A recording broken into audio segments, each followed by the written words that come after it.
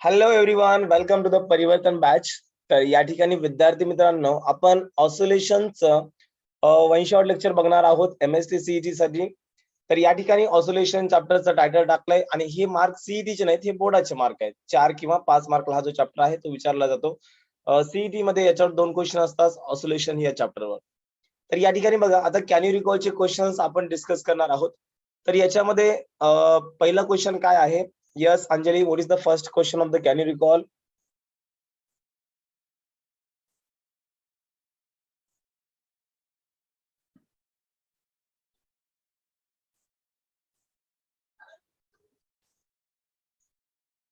Yes.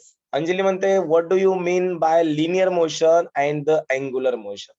हा विद्यार्थी मित्रांनो, या ठिकाणी कॅन यू रिकॉलचा त्यांनी पहिला क्वेश्चन विचारलाय.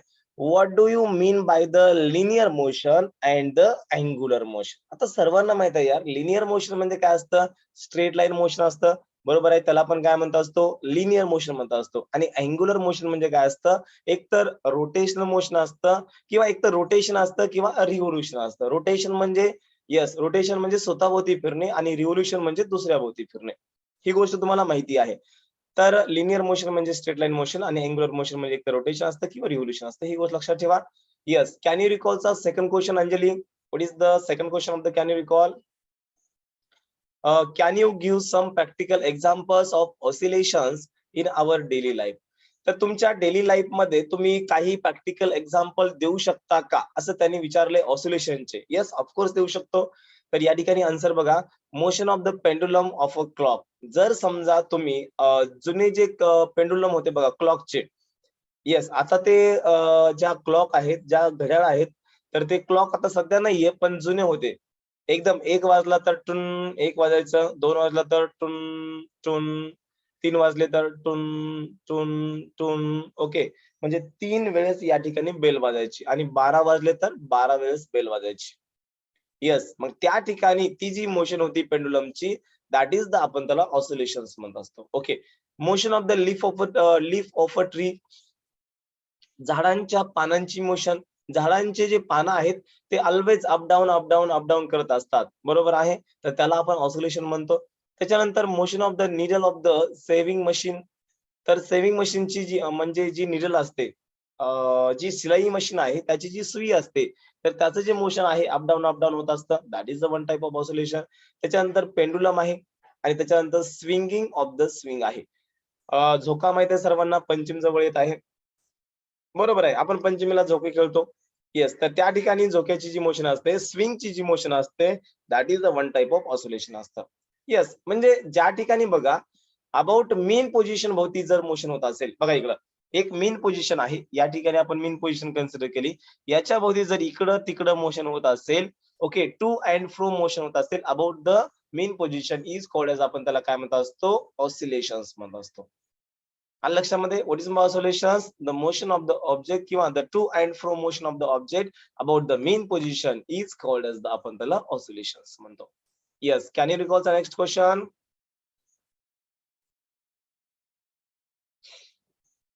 What do you know about the restoring force?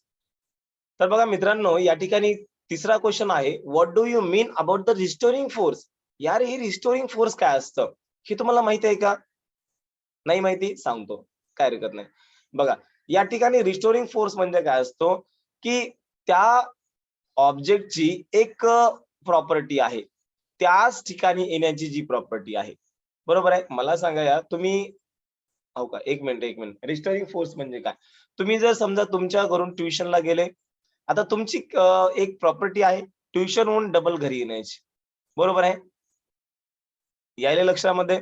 म्हणजे तुम्ही जर समजा या ठिकाणी विद्यार्थी मित्रांनो, घरून जर समजा तुम्ही ट्युशनला गेले आणि ट्युशन तुम्ही घरी येताच 100% येतात.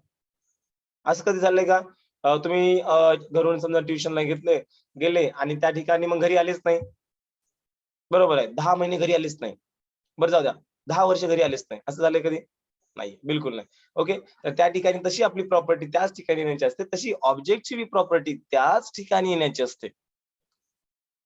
येते लक्षामध्ये? म्हणजे या ठिकाणी जर समजा एक स्प्रिंग असेल आणि स्प्रिंगला जर समजा तुम्ही कॉम्प्रेस केलं, तर पहिली जशी या ठिकाणी आपण त्याला काय म्हणतो, स्प्रिंग होती.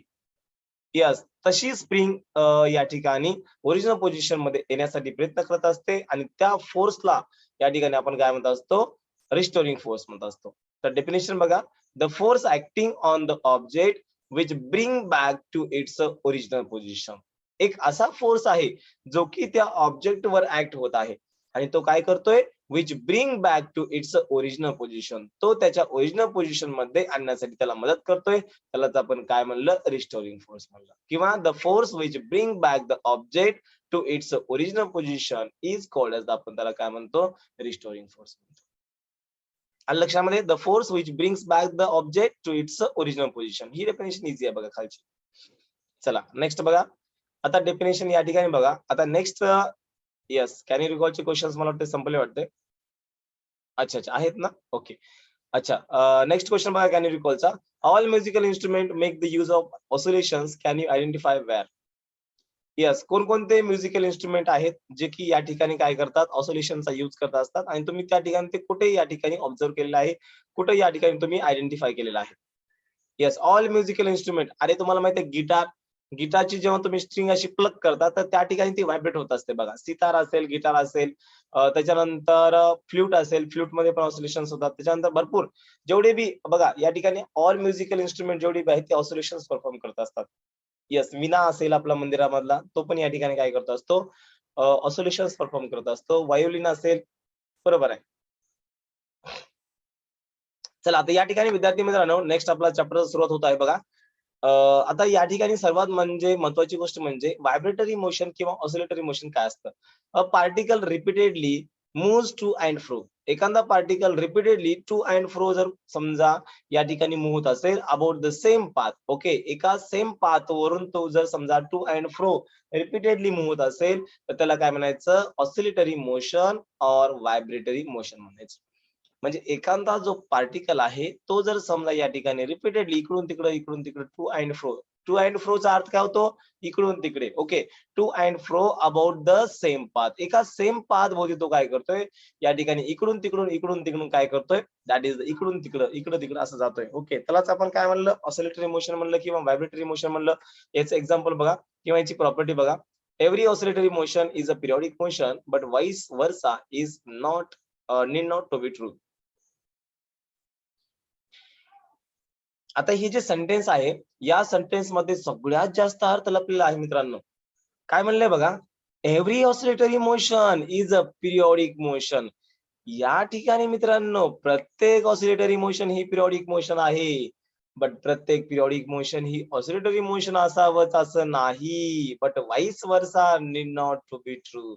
उलट म्हणजे या ठिकाणी प्रत्येक पिरियॉडिक मोशन ही ऑसिलेटरी असावंच असं नाही, याची काही गरज नाही, असं त्यांचं म्हणणं आहे. ओके, चला ठीक आहे. आता बघा, पिरियॉडिक मोशन म्हणजे काय? पिरियॉडिक मोशन म्हणजे एखादा ऑब्जेक्ट त्याच ठिकाणी येणे, याला म्हणायचं पिरियॉडिक मोशन. काही पिरियड नंतर, काही काळानंतर, काही टाइम नंतर तो ऑब्जेक्ट त्याच ठिकाणी येणे, याला म्हणायचं periodic motion. Okay, what is the periodic motion? The object comes to its original position after some time or after a specific time is called as, आपण त्याला पिरियॉडिक मोशन म्हणत असतो. आता सॅटेलाइटचं उदाहरण घ्या. जर समजा एखादा सॅटेलाइट अर्थच्या अराउंड रिव्हॉल्व होत असेल तर राजांनो, जर समजा 11 महिन्यानंतर तिथं आला तर पुढच्या 11 महिन्यानंतर तिथंच येणार आहे, तर याला म्हणायचं पिरियॉडिक मोशन म्हणायचं. मग आता याला तुम्ही ऑसिलेटरी मोशन म्हणू शकता का रे? नाही, याला तुम्ही ऑसिलेटर मोशन म्हणू शकत नाही. कारण ऑसिलेटरी मोशन म्हणजे काय आहे? Yes, what is the oscillatory motion? The particle repeatedly moves to and fro. इकडून तिकडे तो मूव्ह झाला पाहिजे अबाउट द सेम पाथ.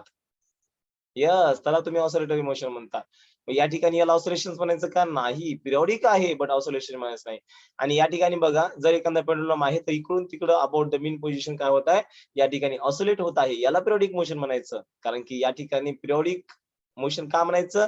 कारण की ऑब्जेक्ट रिपीट त्याच ठिकाणी आलाय, त्याच्यामुळे याला म्हणायचं पिरियॉडिक मोशन. म्हणजे एव्हरी ऑसिलेटरी मोशन ही पिरियॉडिक असते, बट प्रत्येक पिरियॉडिक मोशन ही ऑसिलेटरी नसते. या ठिकाणी सर्क्युलर बी आहे ना, येते लक्षामध्ये. हा महत्वाचा पॉइंट आहे. महत्वाचा म्हणजे तेवढा महत्वाचा नाही, पण लॉजिकल पॉइंट आहे. लक्षात आलं सर्वांच्या? हा, महत्वाचे कोणते पॉइंट मी तुम्हाला चलता सांगेल, पण लक्षात ठेवा तुम्ही ही गोष्ट. येस, लक्षात आलं सर्वांच्या? येस ऑर नो सांगा मला.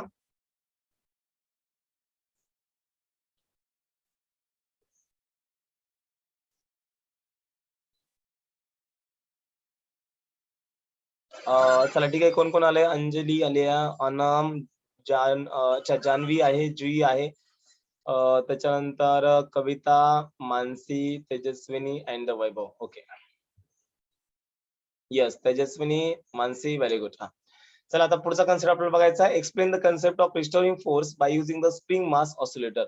आता या ठिकाणी रिस्टोरिंग फोर्सचा कन्सेप्ट काय आहे बघा. मी तुम्हाला आता सांगितलं यार रिस्टोरिंग फोर्स काय असतो. Yes, what is the restoring force? बघा कुठे गेला? The force which bring back the object to its original position. What is the restoring force? The force which bring back the object to its original position. जो force या ठिकाणी त्या ऑब्जेक्टला original position मध्ये आणण्यासाठी मदत करतो किंवा आणतो त्यालाच आपण काय म्हणलं? That is the restoring force म्हणलं. आता या ठिकाणी रिस्टोरिंग फोर्स मध्ये आपण कन्सेप्ट अंडरस्टँड करूया. एक स्प्रिंग होती या ठिकाणी बघा, नॉर्मल कंडिशनला होती, त्याला आपण काय केलं? स्टार्टिंगला एक्सपान्शन केलं. म्हणजे इथून तिचं एक्सपान्शन इकडे झालेलं आहे. एक्स डिस्प्लेसमेंट तिने परफॉर्म केलेला आहे आणि ही एक्सटी पोझिशन अटेन झालेली आहे. त्याच्यानंतर इथून तो डबल इथं येईल मीन पोझिशन आणि त्याच्यानंतर डबल इकडे कॉम्प्रेस होईल. दॅट इज इकडे पण एक एक्स्ट्रीम पोझिशन आहे आणि इकडे डिस्प्लेसमेंट एक्स आहे. म्हणजे हा जो रिस्टोरिंग फोर्स आहे तो या ठिकाणी बघा डायरेक्टली प्रोपोर्शनल तो कशाला आहे? डिस्प्लेसमेंटला आहे. बरोबर आहे. म्हणजे डिस्प्लेसमेंट वाढलं, रिस्टोरिंग फोर्स वाढला. इथे लक्षामध्ये तुम्ही या ठिकाणी जेवढं जास्त आणखीन खेचाल तेवढं जास्त या ठिकाणी तो ऑब्जेक्ट ओरिजिनल पोझिशन मध्ये येण्यासाठी तो त्या ठिकाणी काय होत असतो? येस, प्रयत्न करत असतो. आणखीन जास्त ओढलं, आणखीन तो प्रयत्न करत असतो. बरोबर आहे. म्हणजे या ठिकाणी force is directly proportional to displacement आणि दोघांचे साइन अपोजिट असल्यामुळे या ठिकाणी आपण निगेटिव्ह साइन घेतलाय. त्याच्यानंतर force is directly proportional to minus of X आणि या ठिकाणी प्रोपोर्शनॅलिटी साइनला हटवण्यासाठी आपण एक प्रोपोर्शनॅलिटी कॉन्स्टंट घेतो आणि यालाच म्हणायचं फोर्स कॉन्स्टंट म्हणायचं. So F equals to minus K X, यालाच तुम्ही स्प्रिंग कॉन्स्टंट म्हणू शकता किंवा यालाच तुम्ही फोर्स कॉन्स्टंट म्हणू शकता. ओके, तर हा फॉर्म्युला लक्षात ठेवा सर्वांनी. बघा हा फॉर्म्युला जो आहे F equals to minus K X, हा फॉर्म्युला महत्वाचा आहे रिस्टोरिंग फोर्सचा. हा लक्षात ठेवा फॉर्म्युला. जेव्हा आपण न्यूमेरिकल सॉल्व्ह करू तर त्या ठिकाणी हा फॉर्म्युला या ठिकाणी युजफुल होणार आहे. त्याच्यानंतर बघा negative sign indicates that restoring force is opposite to the displacement. म्हणजे या ठिकाणी बघा तुम्ही जर या ठिकाणी याला इकडे ओढत असाल, डिस्प्लेसमेंट जर समजा, अरे इकडे लक्ष द्या रे, डिस्प्लेसमेंट जर इकडे असेल तर रिस्टोरिंग फोर्स या डायरेक्शनला लागेल. बरोबर आहे. ऑब्जेक्ट या ठिकाणी मीन पोझिशनला येण्यासाठी तो मदत करतोय. What is the restoring force? The force which bring back the object to its original position म्हणले आपण. बरोबर आहे. म्हणजे डिस्प्लेसमेंट तुम्ही जर स्प्रिंगला इकडे ओढता असाल तर रिस्टोरिंग फोर्स हा म्हणतो इकडे चल म्हणतोय.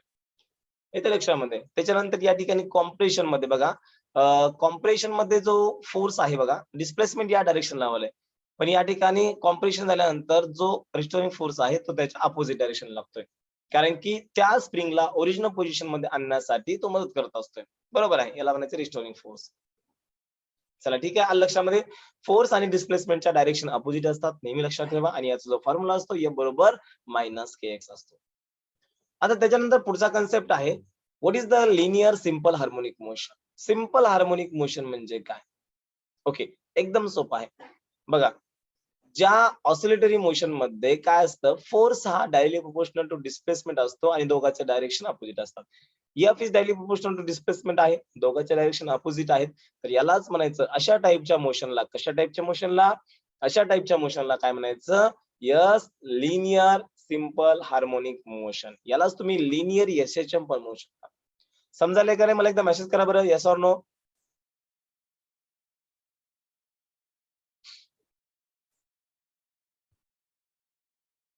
यस, सर्वांना समजत आहे?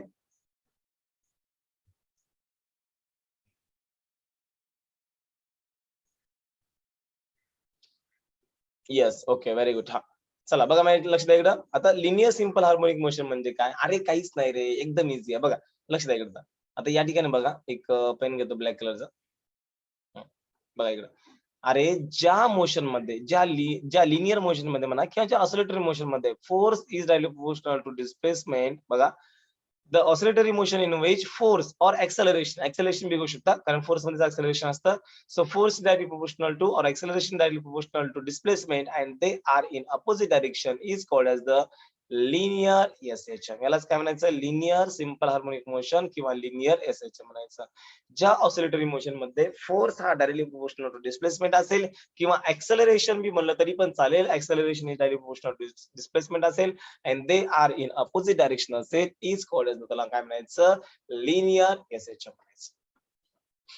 चला नेक्स्ट क्वेश्चन बघा आता या ठिकाणी.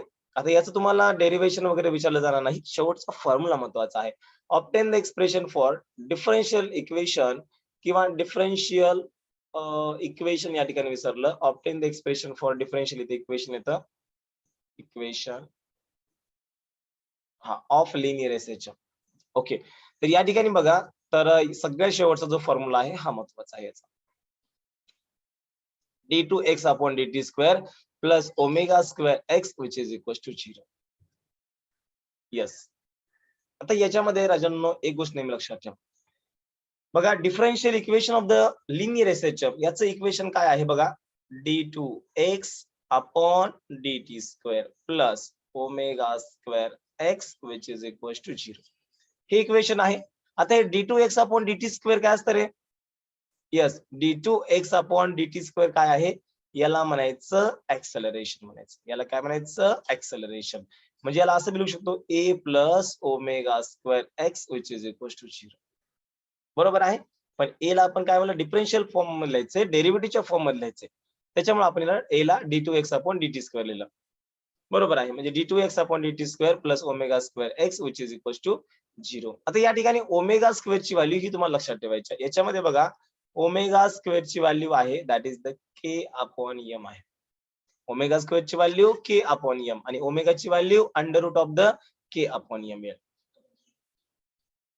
येस. आता या ठिकाणी क्वेश्चन कशा टाइप मध्ये विचारला जातो बघा, तुम्हाला एक डिफरन्शियल इक्वेशन दिलं जातं that is the d2x upon dt square plus 25x which is equal to 0. Omega ची व्हॅल्यू फाइंड आउट करा म्हणते. ओमेगा स्क्वेअर बरोबर किती येतं, 25. बरोबर आहे. या ठिकाणी बघा, ओमेगा स्क्वेअर डिफरन्शियल इक्वेशनला कंपेअर केलं, इथं ओमेगा स्क्वेअर इथं 25 आहे, म्हणजे ओमेगा स्क्वेअर 25, ओमेगा बरोबर 5 येतं. अशा टाइपचे सिंपल याच्यावर या ठिकाणी क्वेश्चन येतात डिफरन्शियल इक्वेशनवर. बरोबर आहे. फक्त इक्वेशन लक्षात ठेवा आणि ओमेगा स्क्वेअर म्हणजे k बाय m लक्षात ठेवा बस. बाकी न्यूमेरिकल मध्ये कसं सॉल्व्ह करायचं मी तुम्हाला सांगेल, आणि एकदा जर समजा कन्सेप्ट क्लिअर झाला, त्याच्यावर कोणतं बी न्यूमेरिकल द्या तुम्ही सॉल्व्ह करू शकता. यस, एवढी मला गॅरंटी आहे. लक्षात सर्वांच्या, d2x upon dt square plus omega square X which is equal to 0. मला वाटतं ऑसिलेशनचे फॉर्म्युले तुम्हाला मी सेंड केलेत ना. बघा, कंप्लीट 8 चॅप्टरचे फॉर्म्युले सेंड केलेले आहेत.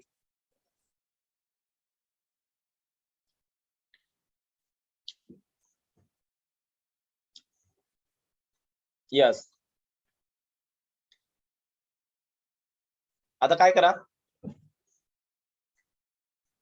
शेवटचा बघा महिना राहिलाय, तर जेवढे बी फॉर्म्युले आहेत तेवढे मस्तपैकी लिहून काढा आणि भिंतीला चिटकून टाका.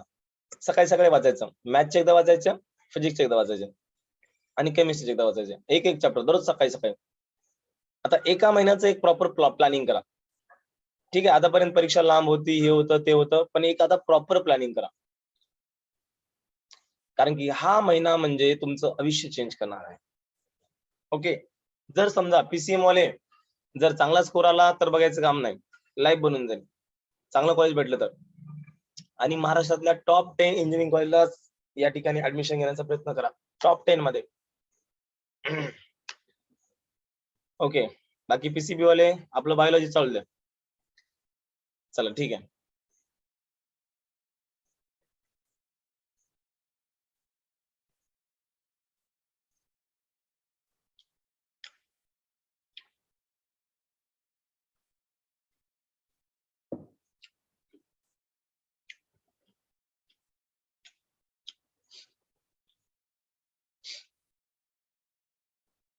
चला लक्ष द्या माझ्याकडे. आता बघा, डिफरन्शियल इक्वेशन सर्वांना समजलं, d2x upon dt square plus omega square X which is equal to 0. आता त्याच्यानंतर या ठिकाणी डिफरन्शियल इक्वेशनला यूज करून तुम्ही या ठिकाणी बघा ऍक्सेलरेशन, व्हेलॉसिटी आणि डिस्प्लेसमेंटचं इक्वेशन फाइंड आउट करणार आहे. आता हे कसं फाइंड आउट करायचं काही या ठिकाणी महत्वाचं नाहीये, कारण की हे जे क्वेश्चन होता हे बोर्ड एक्झाम साठी महत्वाचा होता. तुम्ही फक्त एवढं लक्षात ठेवा की ऍक्सेलरेशन म्हणजे मायनस ओमेगा स्क्वेअर एक्स असतं. ऍक्सेलरेशन म्हणजे d2x अपॉन dt स्क्वेअर असतं आणि यालाच आपण मायनस ओमेगा स्क्वेअर एक्स म्हणलेला आहे. बरोबर आहे. हा फॉर्म्युला महत्वाचा आहे. हा फॉर्म्युला डायरेक्ट लक्षात ठेवा. ऍक्सेलरेशन बरोबर minus omega square x. Okay.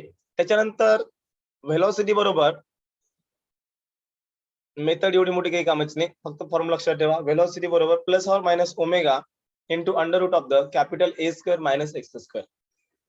बघा स्मॉल ए म्हणलं की ऍक्सेलरेशन घ्यायचं. काय म्हणलं? स्मॉल ए म्हणलं की ऍक्सेलरेशन घ्यायचं आणि कॅपिटल ए म्हणलं की अँप्लिट्यूड घ्यायचं. येते लक्षामध्ये? Okay. What is the amplitude? The maximum displacement from the mean position. Yes. अरे या ठिकाणी बघा एखादा पेंडुलम आहे. ठीक आहे, आपण एखादा कोणताही पेंडुलम घेऊया. या ठिकाणी इथून त्याचं जे मॅक्झिमम डिस्प्लेसमेंट असतं म्हणजे हा पार्टिकल किती मॅक्झिमम जाऊ शकतो याला काय म्हणायचं? अँप्लिट्यूड म्हणायचं. इथपर्यंत गेला इथपर्यंत. जर इथपर्यंत आलं या ठिकाणी तर याचं अँप्लिट्यूड किती झालं? या ठिकाणी एवढं झालं. येते लक्षामध्ये? म्हणजे या ठिकाणी त्या पार्टिकलनं किंवा त्या ऑब्जेक्टनं मॅक्झिमम डिस्प्लेसमेंट किती कव्हर केलेलं आहे from the mean position is called as काय म्हणायचं? अँप्लिट्यूड म्हणायचं. मग व्हेलॉसिटीचा काय फॉर्म्युला? व्हेलॉसिटी बरोबर plus or minus omega into under root of the A square minus x square. चला डिस्प्लेसमेंटचा फॉर्म्युला बघा. आता डिस्प्लेसमेंट म्हणजे जनरल इक्वेशन आहे हे.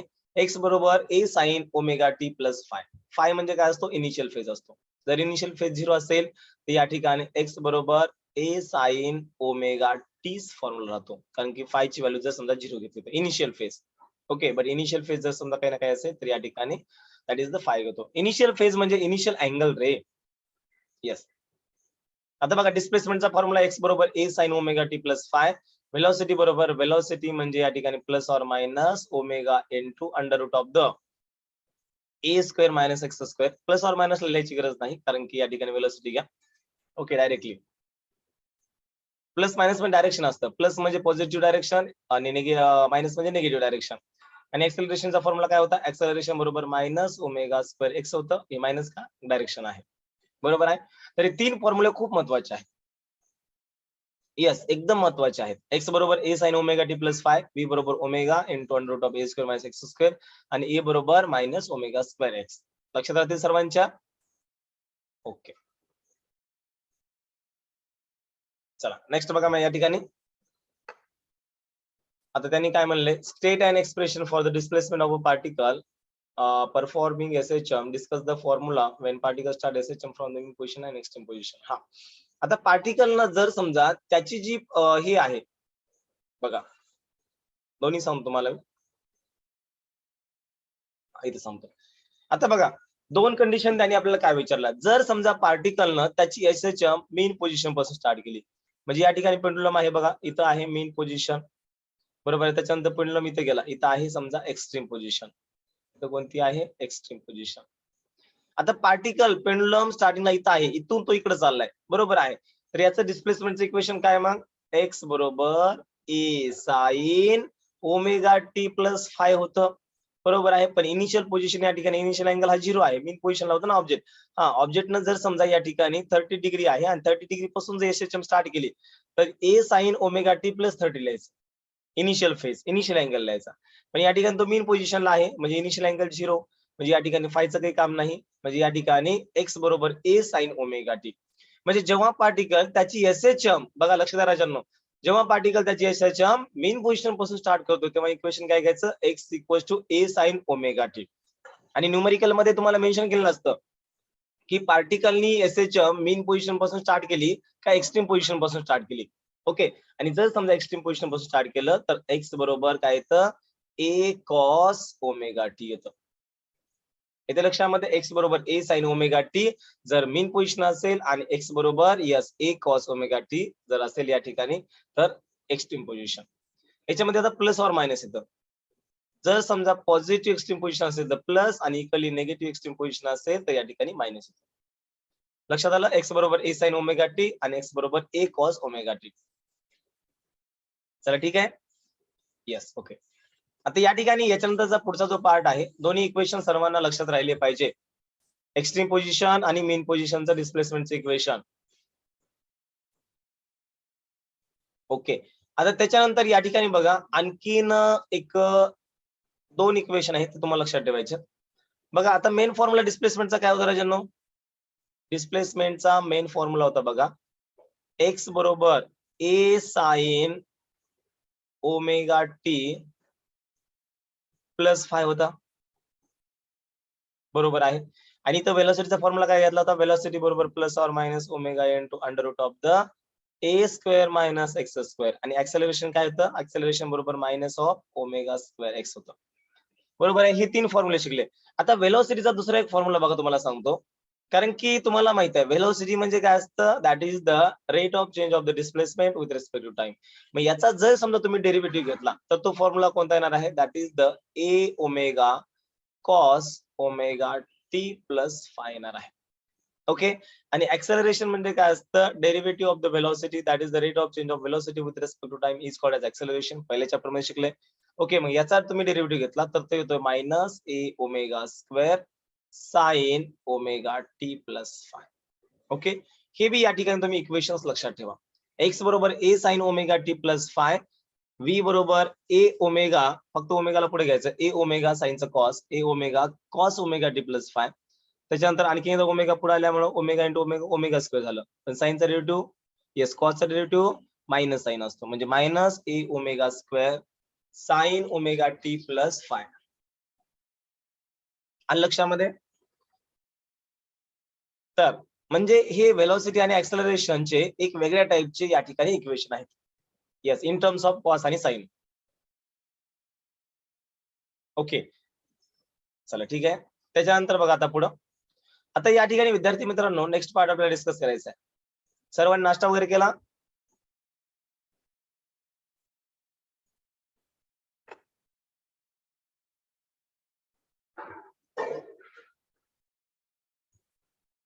यस.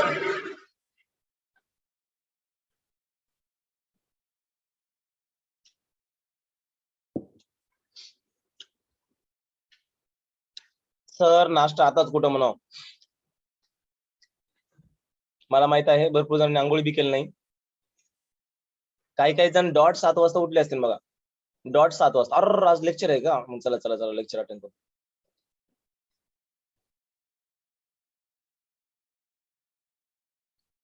हे बघा निकिता म्हणते सर चहाच बाकी आहे आणखी.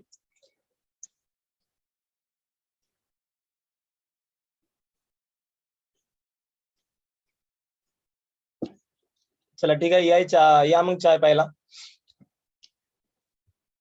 यस, आमच्याकडे झालेला आहे चाय.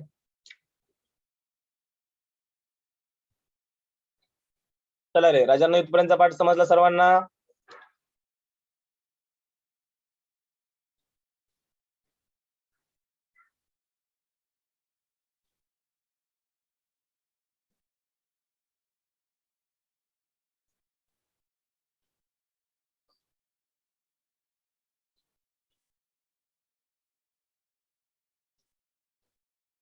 सर्वांना समजलं ना?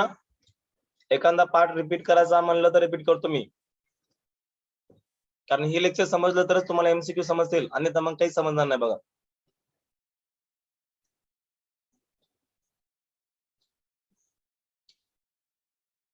यस यस, जान्हवी, अनम, अक्षय, अक्षय आताला वाटतंय, मानसी, निकिता, कविता.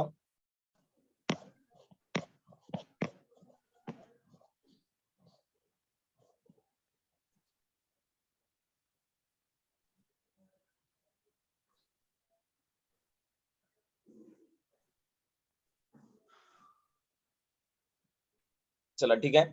आता बघा या ठिकाणी आपण डिस्कस करू दा.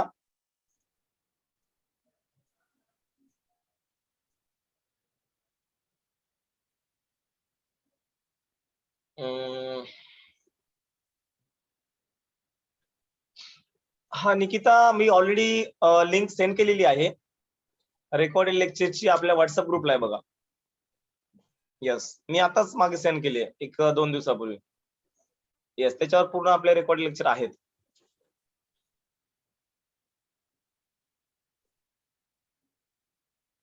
अच्छा, उशीर झाला. अबे हुशार झाला म्हणतो का उशीर झाला म्हणतो अक्षय? हा, आता बघा या ठिकाणी मॅक्झिमम डिस्प्लेसमेंट काय असू शकतं, मिनिमम डिस्प्लेसमेंट 0 असू शकतं, बरोबर आहे. आता 1 मिनिट लक्षात ठेवा इकडं, हे बाकी तुम्ही काहीच बघू नका.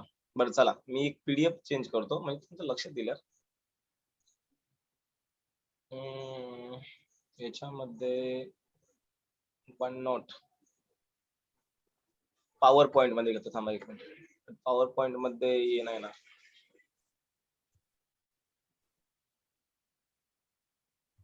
बरं चला, इथे तर तुम्हाला समजून सांगतो. बघा इकडं, हे बाकीचे तुम्ही लक्ष देऊ नका, फक्त इकडे लक्ष द्या इथं. तर बघा या ठिकाणी जो पेंडुलम आहे स्टार्टिंगला इथं होता, इथून मॅक्झिमम कुठे जाऊ शकतो, तो ए पर्यंत जाऊ शकतो ना. इकडे प्लस ए आणि इकडं मायनस ए पर्यंत जाऊ शकतो. अँप्लिट्यूड बरोबर आहे. तर ही झाली त्याची एक्स्ट्रीम पोझिशन, ही झाली मीन पोझिशन आणि ही झाली extreme position. This is the positive extreme position, this is the negative extreme position, this is the mean position. म्हणजे डिस्प्लेसमेंट मिनिमम किती असू शकतं, कमीत कमी एक्स बरोबर 0 असू शकतं आणि मॅक्झिमम एक्स बरोबर यस ए असू शकतं आणि इकडला बी ए म्हणजे एक्स बरोबर प्लस ऑर मायनस ए असू शकतं. इथे लक्षामध्ये म्हणजे डिस्प्लेसमेंट मॅक्झिमम किती असेल हे तुम्हाला माहिती झालेलं आहे. प्लस ऑर मायनस ए असतं. Yes, it may be a plus a or it may be a minus ए. चला, डिस्प्लेसमेंट म्हणजे लक्षात आलं. आता व्हेलॉसिटी बघा, व्हेलॉसिटीचा या ठिकाणी फॉर्म्युला तुम्हाला लक्षात ठेवायचा. व्हेलॉसिटी मिनिमम किती असू शकते, 0 असू शकते आणि मॅक्झिमम जी व्हेलॉसिटी असणार आहे, हा फॉर्म्युला पाठच करा. मॅक्झिमम व्हेलॉसिटी या ठिकाणी असणार आहे, that is the A omega असणार आहे. बरोबर आहे. बघा हा फॉर्म्युला कुठलेला आहे मी, maximum velocity plus or minus a omega, फक्त ए ओमेगा लक्षात ठेवा. आणि लक्षामध्ये या ठिकाणी ऍक्सेलरेशन बघा, ऍक्सेलरेशन पण मॅक्झिमम किती असू शकतं, yes minus omega square x असू शकतं. नाही सॉरी, बघा acceleration maximum minus omega square a असतं, तर या ठिकाणी खाली दिलेलं आहे मायनस ओमेगा स्क्वेअर ए. म्हणजे ही गोष्ट लक्षात ठेवा. आता सर्वात पहिल्यांदा वरची जी गोष्ट आहे ती मी रब करतो पुढे गेली, कारण की ही जी पीडीएफ आहे ही पीडीएफ मी पहिली बी सेंड केली. या रनिंग नोट्स आहेत आपल्या, अशा टोटल 16 चॅप्टरच्या रनिंग नोट्स अवेलेबल आहेत. येस, या टोटल रनिंग नोट्स आहेत.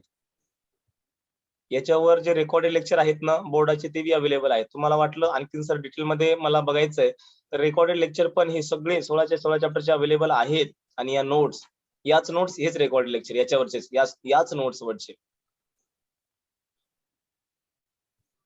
चला, रिजॉईन करता का? रिजॉईन करा मग सर्वांनी. यस, लिंकला एंड करतोय मी, रिजॉईन करा सर्वांनी.